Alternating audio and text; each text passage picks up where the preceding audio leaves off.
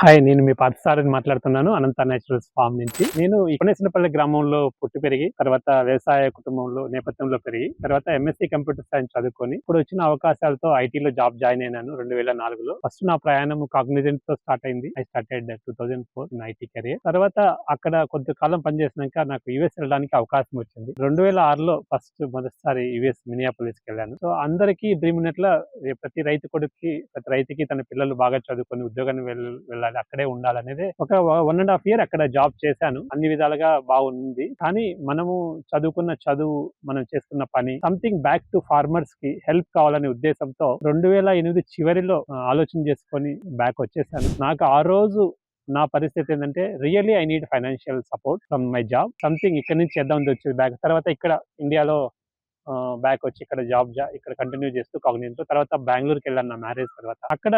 అక్కడ బెంగుళూరుకొచ్చినాక నేను ప్రధానంగా ఇంకా ఎక్కువ ఫోకస్ చేశాను. అంటే ఫార్మింగ్ రిలేటెడ్ సపోర్ట్ చేద్దామని, ఫ్యామిలీ ఫార్మింగ్‌లో ఉందని.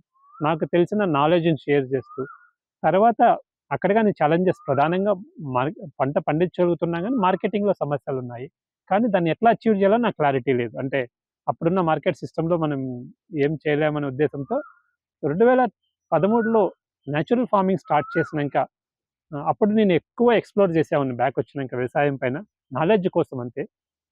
అది వచ్చిన నాలెడ్జ్‌తో వచ్చిన ఆర్టికల్ 2013లో నేచురల్ ఫార్మింగ్ మన ఫార్మ్‌లో స్టార్ట్ చేసి, తర్వాత రకరకాల పంటలు పండించి, దీన్ని ఇంకా కలెక్టివ్‌గా ఏర్పాటు చేయాలనే ఉద్దేశంతో 2015లో జాబ్ పూర్తిగా రిజైన్ చేసి ఫుల్ టైమ్ వచ్చేసాను.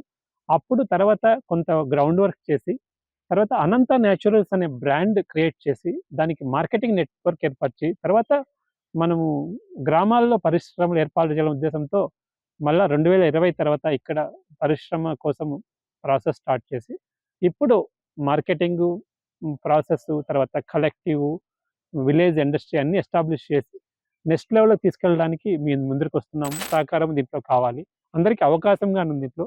మరిన్ని వివరాల కోసం మన వీడియోస్ చూడండి. మీకు తెలుస్తది. Thank you.